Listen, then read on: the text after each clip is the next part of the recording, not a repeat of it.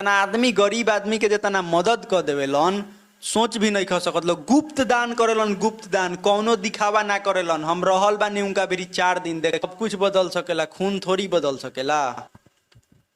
कुछ लोग बा जौन सिस्टम सिस्टम कइले बा, पावर पावर। अरे साला का पावर होला, का सिस्टम होला, तो नहीं कब सिखैबसन। अब बार बार देखो तानी कि सुधीर भैया के ट्रोल होता, आदमी चुप बा, एकर मतलब ई ना हो कि कुछ बोल दे बोलोगिन। जहिया अगर हमनी के दिमाग घूम गए फिर का हो सकेला शायद तारा लोग के पता नहीं है। समय बदल गइल बा तो एकर मतलब ई ना हो कि खूनो बदल गइल बा। बार बार आके कहता लोग कि 1990 या 2000 के दशक ना हो, समय बदल गइल बा, हई हो जाई हऊ हो जाई, सिस्टम में रह, हई रह हऊ रह।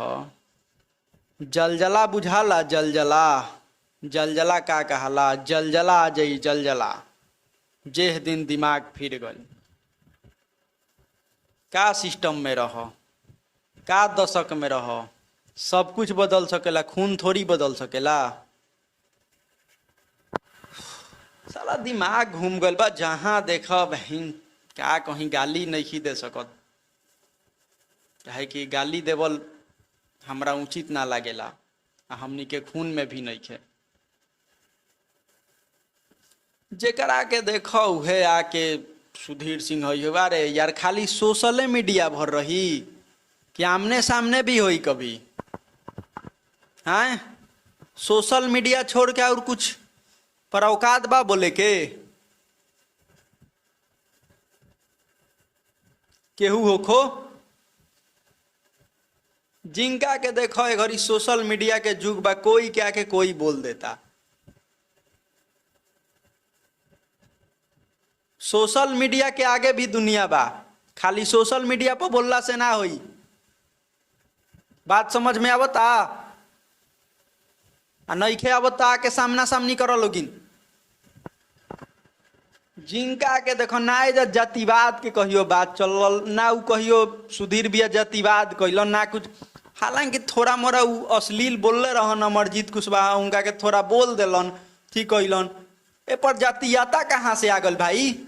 तू अगर आके अमरजीत कुशवाहा के सपोर्ट करता तो उसे हमनी के कोनो दिक्कत ना रहे में, तू जातीयता काहे लिया बता रहा जब उ जातीयता के बातें नहीं खन कइले। चला जब भी फेसबुक खोल, फेसबुक तो हम खोलल छोड़ देले बानी, चला यूट्यूब खोल, जहाँ देखो थी दिमाग फिर जाता टे।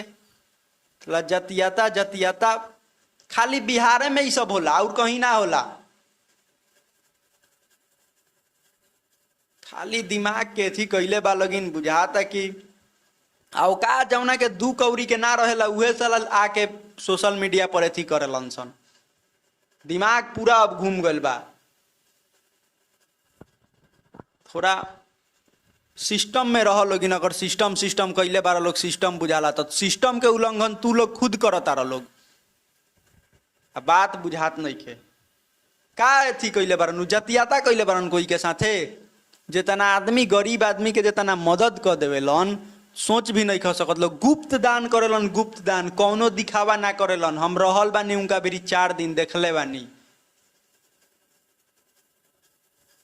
खाली बिना मतलब के आके खाली अपन टीआरपी बढ़ावे खातिर हई हऊ दिस डैट बैक सार। का दिस डैट रे? तो नहीं के बार का एथी भइल बारसन 1990 के दशक ना हो का, 1990 ना हो, 2023 में का हो गइल बा? का उखाड़ ले बसन बिना मतलब वाला खाली फालतू बात। जहाँ देखो जब भी देखो हई ना हऊ, हऊ ना हई। का और कोई नहीं खे के कह सको? तू ही लोग बड़का एथी भल बारा लोग, 2-4-5 जना बड़का सिस्टम में रह। काची के सिस्टम? तोहरे लोग के सिस्टम बुझाला।